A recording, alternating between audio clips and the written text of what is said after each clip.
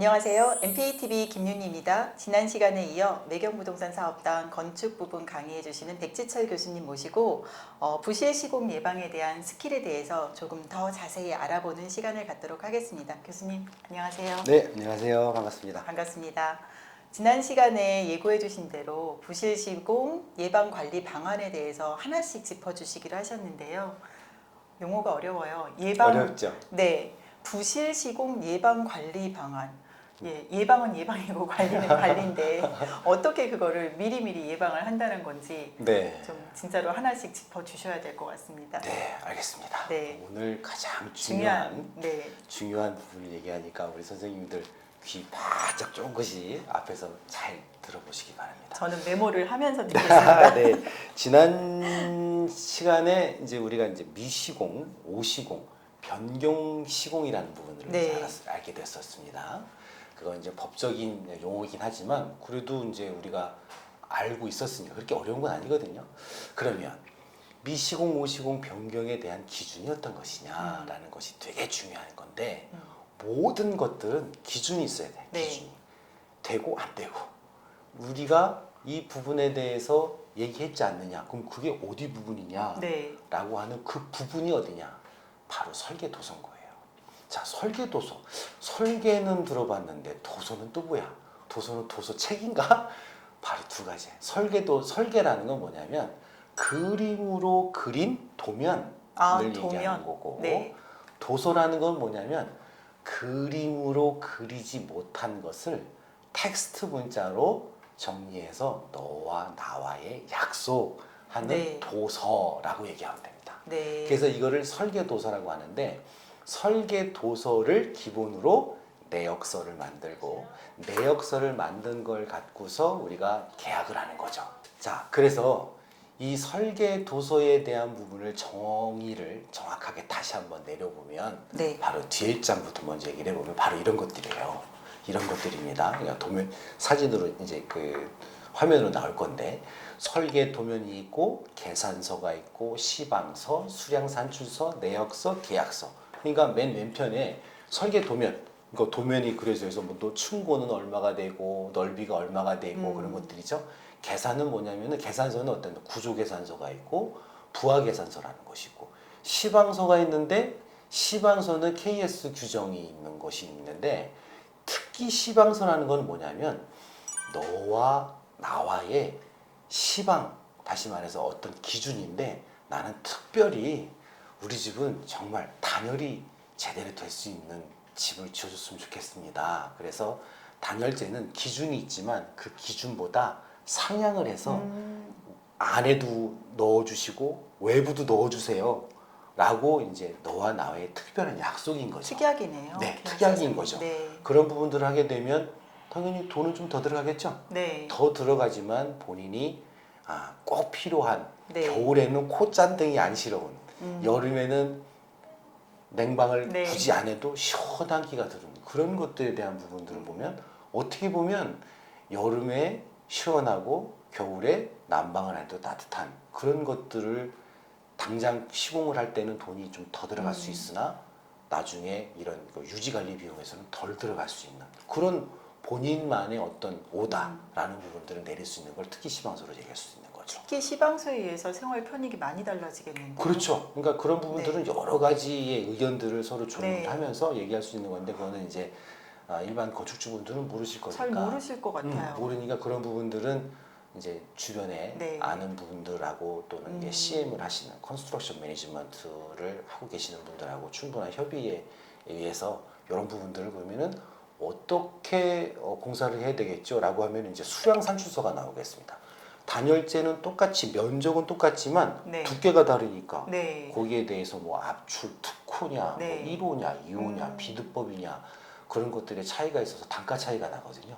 그런 부분들은 수량 산출서에서 나와요. 그럼 CM하고 긴밀하게 대화를 많이 해봐야 되겠네요. 그분들은 네, 경험이 그렇습니다. 많으시잖아요. 그렇습니다. 네. 그래서 수량 산출서에 의해서 내역서. 내역서라는 게 뭐냐면은 돈이 들어가는 항목들을 재료비 네. 그리고 노무비, 그러니까 네. 인건비라고 하죠. 네. 그리고 경비에 대한 부분을 네. 나눠서 거기에 간접비하고 직접비 부분들을 이제 계산해서 집어넣는 거예요. 네. 그래서 그런 것들에 대한 내역서를 만드는 다음에 그게 이제 예를 들어서 뭐 네. 얼마다라고 딱 나오면 이제 그걸 갖고 계약을 하는 거죠. 계약을 하게 되면 계약 안에는 계약 기간이 있겠죠. 네. 1월 1일부터 11월 31일까지인데 공사 기간 말씀하시는 공사 거예요? 기간입니다. 네. 공사 기간을 정확하게 지켜야 될 부분, 네. 공사 금액도 지켜야 될 부분, 또 계약 특수 조건하고 아까 이제 특기 시방서 그런 네. 부분들하고 좀 연계가 되긴 하겠지만 네. 그런 부분들에 있어서 건축주 오너자의 어떤 의견들을 좀 제안할 수 있는 그런 부분들이 설계 도서의 정의가 될 수 있겠습니다. 그래서 이제 거꾸로 갔는데 네. 그 설계 도서의 정의를 일단 얘기를 했어요. 네. 그럼 설계 도서에 대한 부분에 대해서 앞에 이제 플로어 차트가 있는데 네. 설계 도서의 작성이 있겠죠. 설계 도서 작성이라는 건 아까 그 뒤에 있는 여러 가지들을 작성을 완벽하게 할 수 있을까요? 그게 말씀처럼 쉽진 않을 것 네, 같습니다. 바로 그렇습니다. 질문하신 이유가 있으시겠죠? 실수를 할 수 있거든요. 네. 그래서 검토를 해야 되는 거예요. 네. 검토를 해야 되는데 누가 검토합니까? 설계 도서를 작성한 사람이 검토하면 뭔 의미가 있겠어요? 그건 절대 그럴 수가 없는 거예요. 그럼 저건 누가 검토하시나요? 그러니까 제3자에 있는 사람이 네. 검토를 하는 것이 감리가 감리가. 검토를 하고 또 감리도 실수할 수가 있거든요. 네. 그리고 감리 용역비가 많이 주시면 많은 것들을 볼 텐데 요만큼 주면 요만큼만 보겠죠? 감리 용역비는 일수로 계산하지 않나요? 그 기간마다 좀 다르긴 하지만 그 규모에 따라서 네. 그 지역적으로 좀 다른 경우가 있어요. 네. 근데 이제 뭐 그렇게 많이 비싸지도 않고 적게 비싸지 않겠지만 용역비는 비슷하긴 한데 특별히 잘 보시는 분들이 있고 그렇지 않고 현장에 오지 않고 그냥 대출 승인해 주는 분도 있으세요.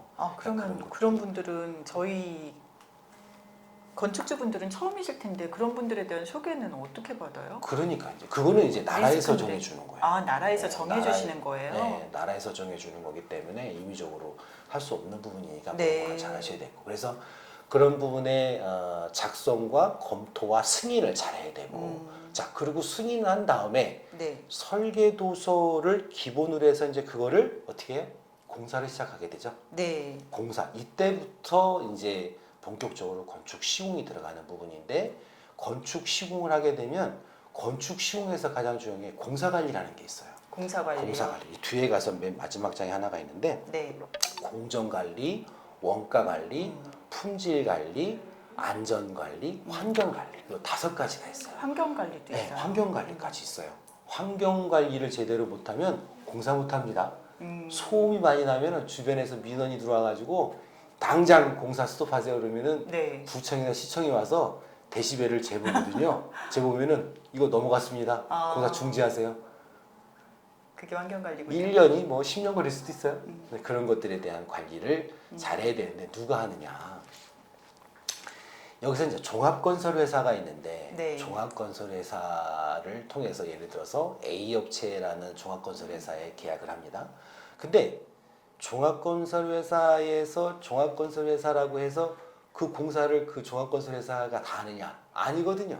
네. 종합건설회사는 또 그걸 띄워줍니다. 제하도 토목하는 사람 따로, 골조 따로, 미장하는 사람 따로, 방수하는 사람 따로, 창호하는 사람 따로, 외부에 커튼을 하는 사람 따로, 벽돌 싸는 사람 따로 다 따로 줘요. 그러면 종합건설회사는 뭐를 하겠어요? 그냥 관리만 하는 거예요. 그래서 이게 우리나라의 큰 문제긴 한데 어느 정도 규모까지는 종합건설회사에서 그걸 직접 시공을 해야 되는데 제하도를 주니까 금액이 그만큼 낮아지고 낮아진 것만큼 또 그걸 또 제하도를 주는 경우가 있습니다. 그걸 반장들한테 또 돈을 떼어주거든요. 그러면 내 주머니에서 10원이 나갔으면 그 맨 밑에서 작업하시는 분은 50원밖에 못 가져가는 거예요. 왜요?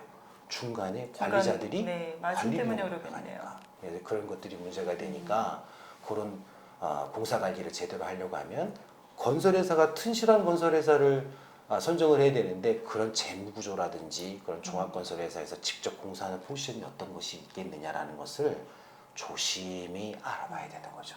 그래서 그게 건설회사를 선정하는 데서 가장 중요한 포인트가 돼야 되겠다. 그렇군요. 그래서 이제 공사 종목별 시공관리라는 것이 또 들어갑니다. 공사관리 전체 큰 5가지 관리를 하면서 공사 종목별로 이제 관리를 해야 되는 건데 제일 중요한 게 뭐겠어요? 공사 종목별에서 가장 중요한 것이 예를 들어서 땅을 팠습니다. 땅에 아까 예를 들어서 지난 시간에 이제 얘기했던 지반에 네. 대한 지내력이 네. 단단해야 된다. 그걸 그 지내력이라고 그렇죠. 하는군요. 지내력이라고 네. 하죠. 그래서 거기에 기초를 앉혀놓고 왜 반석 위에 기초를 앉혀야 네. 그 건물이 튼튼하다. 그러면 그 기초에 대한 부분에 공사 종목별로 공정별로 시공 관리에 대한 스킬을 알아야 될 것이고. 네. 그러면 거기 위에다가 이제 기초 위에다가 이제 건물을 앉히게 되잖아요. 네. 그게 이제 구조가 되는 거죠. 구조, 스트럭처, 구조, 뼈다구 공사가 되는 거죠. 네. 뼈다구 공사를 제대로 하는 데 있어서 철근이 제대로 들어가느냐, 거푸집이 물이 제대로 물이 막 빠져서 거푸집 터지지 않느냐, 네. 콘크리트 규격을 제대로 쓰느냐 그런 부분들을 확인을 해야 되는 거죠. 그게 바로 공사 종목별 시공 관리가 되겠습니다. 그러고 나서 모든 공사가 끝나고 나면 우리가 준공이라고 하는데 네. 준공이라는 말은 사실은 맞지 않는 거예요. 사용 승인이라고 해야 돼요. 사용 승인. 네, 준공이라는 것은 어느 부문에 네. 하수도 관로 준공 뭐 그런 것만 네. 얘기하는 거지 그걸 크게 적으로 종합적으로 얘기하면 사용 승인이라는 맞아. 정확한 명칭은 사용 처음 예 그렇습니다. 처음에 사업 승인 네. 말해서 설계 도면을 주었더니 이거대로 그러면 설계 도면대로 공사하세요. 사업에 대한 승인을 내주는 거고 네. 사업 승인 낸 것을 설계 도서대로 그대로 공사를 진행을 해서 문제없게 법규상 완료가 되었다. 그러면 사용 승인 하면 이제 그 다음부터 이제 등기 권리증 실제로 내려가는 쓸 거죠. 수가 있는 그죠? 거네요. 그러면 이제 그때부터 이제 내 건물이 돼요. 네, 사용 그 승인. 전까지는 어떻게? 그거는 공사 중인 재산이 거죠. 아닌 거죠. 네. 평생 공사 중인 거예요. 가사용이 될 수밖에 없는 거죠. 그리고 나서 이제 메인터넌스 사후 관리를 하는 네. 겁니다. 유지 관리. 아까 이게 지난 시간에 얘기했지만 네. 이 균열이 간 부분에 대해서 허용치 범위 이상이 지나고 나면 네. 그 균열을 보수를 해야 되는 거를 보강을 해야 되느냐 보수를 해야 되느냐 네. 어떠한 공법을 선정을 해서 빨리 치유하지 않으면 병이 드는 거죠. 병이 드는 거죠. 그래서 그런 부분들이 구조, 방수, 창호, 설비 그런 것들이 책임 제한이라는 게 있어요. 책임 제한. 네, 제척 기간이라 그래서 공사를 하게 되면 우리 핸드폰도 그렇고 하자 보증 기간이 있잖아요. 네. 하장 보증 뭐 이어폰도 뭐 하장 보증 기간이 2년이지만 요새는 방수가 3년이 되는 것도 있고 5년 되는 것도 네. 있고요. 구조물은 10년까지 되는 것도 있어요. 근데 그런 부분들을 제척 기간이라고 해서 하자 이행 보증 기간을 정해놓고 보증서를 떼놓고 나서 그거에 대해서 하자가 발생이 됐다. 그러면 이제 그 공사한 시공사한테 네. 하자 보수 봐주세요라고 하면은 이제 그 하자 접수를 받은 시공사는 무리 없이 공사를 진행해줘야 하면 되는데 네. 그거 내 거 아닌데요? 그거 내가 그런 거 아닌데요? 그러면 또 분쟁이 일어나죠. 네. 그런 부분 때문에 아까 어떻게 해요?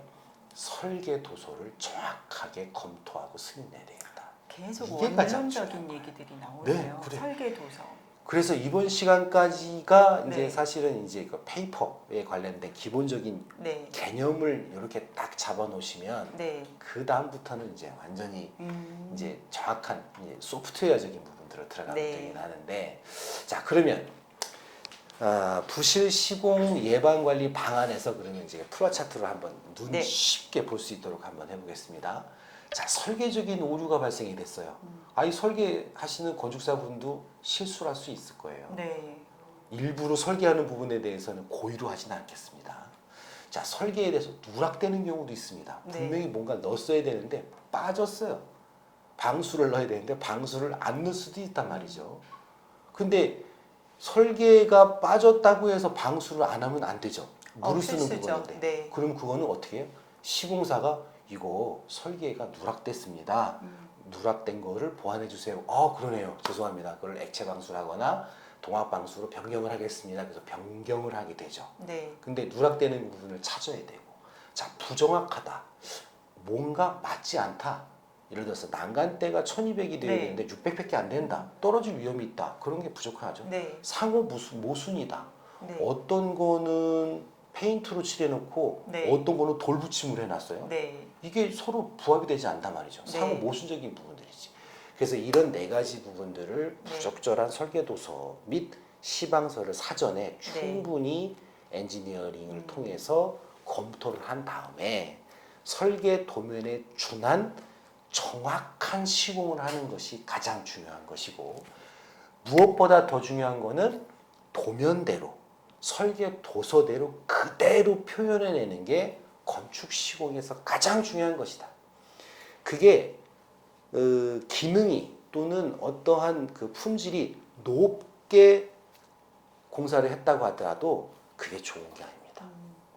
도면이 기준이기 때문에 그 근거를 마련하는 것이 가장 중요한 것인데, 더했거나 덜한 부분에 대해서는 분명히 맨 마지막에 네. 아까 얘기했지만 사용 승인을 받기 전에 모든 것들이 다 변경 완료가 되어서 인허가 부서에 승인을 득해야 되는 거예요. 설계 도서랑 네, 정확하게 일치를 해야 된다는 거고, 그렇죠. 만약에 변경을 해야 된다라고 하면 사용 승인 전에 이미 변경 신청이 다 되어 있어서 도서 변경 신청이 되어 있어서 일치를 시키는 과정이 있어야 가장 된다는 중요하다 말씀이신 이거죠. 거죠? 예, 그러니까 설계 변경을 도서하고 할지언정. 현장하고 똑같아야 돼요. 네. 그래야 부실 시공에 대한 또는 이 부분에 대해서 예를 들어서 뭐 저 포항인가의 그 오피스텔 그 사우나죠. 사우나에서 불이 났는데 그걸 제대로 피난구를 제대로 확보하지 않은 상태에서 불법으로 용도를 변경해서 많은 여성분들이 돌아가시는 그런 사고가 있었죠. 아, 그 뉴스 본 것 같네요. 네, 그래서 그런 부분들을 조심해야 됩니다. 네. 그러니까 어쨌든 사용 승인에 대한 도면 일치화를 반드시 준수해라라고 하는 것이 가장 중요합니다. 예, 사용 승인 이후에도 함부로 변경하면 안 되겠네요. 그럼요. 만약에 그런 화재가 났을 때 불법 변경으로 인해서 피해가 더 커질 수도 있는 거잖아요. 그리고 그럼요. 그거에 대한 책임은 건축주한테 가겠네요. 불법으로 변경한 네, 거니까. 그게 거죠. 자, 그래서 오늘 이제 마지막의 내용인데, 그러니까 부실 시공 예방 관리 방안에 대해서 건설회사의 그 특징을 또 네. 특성을 제가 한번 얘기를 한번 해볼게요. 건설회사는 아까 이제 그 공사관리 5가지를 얘기했잖아요. 근데 그 공사관리 5가지가 이제 이 5가지가 되겠어요. 가장 중요한 거는 여기서 김 대표님 뭐라고 생각하세요? 품질? 안전? 다 중요한 거 아닌가? 시공사 입장에서는 원가겠죠. 원가가 채우겠죠. 네. 뭐니 해도 머니가 채우겠죠. 관점 따라 다르네요. 네, 보는 예를 시각 들어서 따라서. 10억이 실행가인데 네. 12억을 들였어요. 네. 그래놓고 저 공사 기간도 딱 맞췄고 저 품질도 제대로 잘 뽑았으니까 계약 금액은 10억이지만 2억 더 주시면 안 돼요? 어느 건축주가 그렇게 주시겠습니까? 안 주죠. 네. 그러니까 10억을 사서 하려고 하겠죠. 네. 근데 반대로 10억보다 덜 들어가게 하겠죠. 네. 그만큼 돈이 남아야 되니까. 네. 그래서 원가는 그만큼 중요한 거고. 네. 자, 공정이라는 건 뭐냐면 말 그대로 스케줄입니다. 네. 1월 1일부터 12월 31일까지 계약 기간인데 그 계약 기간을 준수하지 못하고 그 이듬해에 2월 28일 날 공사가 끝났어요. 네. 대신 품질도 좋고 안전하게 공사를 진행했단 말이죠. 그러면 2달이 늦어진 상황에서 건축주는 좋아할까요? 별로 유쾌하진 않을 것 같습니다. 유쾌한 게 아니라 집 나앉게 생겼는데 네. 딱 맞춰가지고 이사 날짜 정해놨는데 이 2달 동안 어디 가 있냐고, 모텔에 가서 잘 거예요 애들이랑? 계획대로 되는 게 가장 안 좋은데. 되는 거죠. 그러면 이제 어떻게 되냐면 네. 그거에 대해서 페널티를 물게 되는데 그게 바로 이제 지체 상금이 되는 거죠. 재산금요. 그렇기 때문에 time is money, 네. money is time. 시간은 돈이고 돈이고 시간이다라는 것에 공정. 이 중점 관리를 공정 관리와 원가 관리를 하게 되어 있는 거예요. 네. 시공사는. 자, 그러면 품질과 안전과 환경은 그만큼 소홀 관리를 할 수밖에 없는 게 돈을 중시하다 보니까, 네. 기간을 중시하다 보니까 품질 그냥 대충 저 2번 바를 거 1번 발라고 끝내자. 자, 안전 그거 저 안전 뭐 안 쓰면 어때? 위에서 뭐 떨어지는 것도 없는데 그냥 하지 뭐.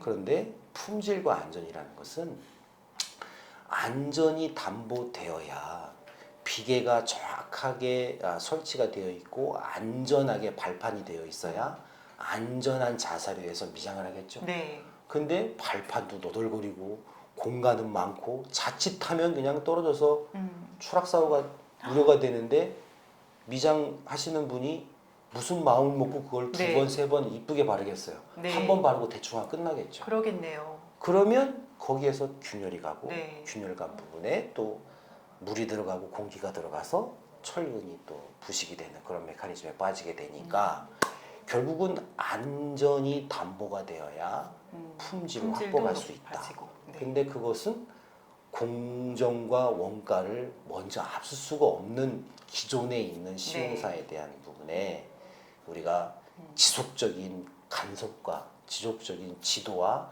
지속적인 권유로 인해서 그분들을 잘 확보를 하지 않으면 소홀하게 해서 결국은 준공은 될 수가 있으나 그 이후에 품질은 점점 나빠져서 건물이 20년 갈 거, 50년 갈 거, 5년 만에 철거를 해야 되는 그런 현상에 빠지게 되는 거죠. 그러면 건축 과정 내내 관리를 들어가야 되는 거잖아요. 사후 관리보다는 그 그렇죠. 과정의 관리가 정말 중요할 것 같은데 그럼 그 관리는 누가 하는 건가요? 그러니까 그런 그 관리를 먼저 네. 일을 벌리고 나서 사후 관리를 하는 게 아니라 네. 일이 되어 가기까지의 예방이 가장 중요한 거죠. 그렇겠죠. 안전이라는 것은 사고가 난 다음에 처리하는 안전 네. 관리가 아니라 안전 사고가 나기 전에 예방하는 게 가장 네. 중요하거든요. 품질도 마찬가지입니다. 그러면 그런 부분은 감리가 해주시는 그렇죠. 거예요? 감리가 해야 되는데 또 감리하는 선생님들이 네. 워낙 공사 다망하시다 보니까 현장에 제대로 나오지도 않으시고 그걸 그냥 페이퍼상으로만 이제 네. 오케이 하는 그런 상황이 있으니까 주변에 있는 분들을 잘 활용을 하셔가지고 돈을 좀 더 들여서 컨스트럭션 매니지먼트를 밟는 게 낫지 않겠나 그런 판단이 맞습니다. 결국 건축주님들의 마인드가 가장 중요하네요. 이 순간은. 그게 이제 실수와 네. 고의의 차이. 고의의 차이. 그 차이가 처음에 짚어주셨던 휴먼 네. 리스크. 네, 그렇습니다. 네.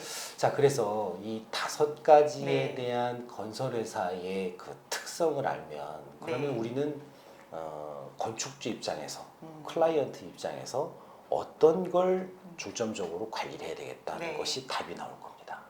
자, 다음 주에는 이제 어떤 것들이 또 나오냐면 이제 그 건물을 이제 짓기 시작했어요. 건물을 짓기 시작했는데 네. 건물 지으신 분 한 12명 분이 네. 아 이게 너무너무 힘들더라. 머리털 다 빠졌다. 백발이 휘어졌다, 되었다, 백발이 뭐 이렇게. 되었다. 여러 가지 사례가 있는 책을 네. 한번 제가 한번 읽어본 것에 발췌를 해서 네. 발췌한 것을 한번 그 나름대로 해석을 한번 해봤는데 네. 또 다음 시간에 또 얘기하도록 하겠습니다. 아, 그러면 앞부분이 좀 딱딱했으면 네. 다음번에는 조금 더 부드러운 사례들이 나오겠네요. 네, 이제 강론이 아니라 총론은 끝났고 네. 이제 하나씩 재미있어지는 것들에 이제 그 취미 내용들이 있을 거니까 우리 건축주분들 네. 너무 좀 딱딱하셨으면 죄송한 마음 굽지 못하겠지만 꼭 필요한 부분이라 한번 짚어 넘어갔고 네. 다음부터는 이제 그 경험 사례 네. 재밌는 것들 많아요. 재밌는 것들 많은 건데 하나씩 제가 양파꽃이 뽑히듯이 제가 말씀을 드리도록 하겠습니다. 감사합니다, 교수님. 다음 시간에는 그럼 선배 건축주님들의 사례를 가지고 그리고 또 그분들의 경험담을 바탕으로 우리 새로운 예비 건축주님들께서는 어떤 리스크들을 피해갈 수 있는지 하나씩 백재철 교수님과 살펴보도록 하겠습니다. 교수님 오늘 시간 감사합니다. 네, 감사합니다. 감사합니다.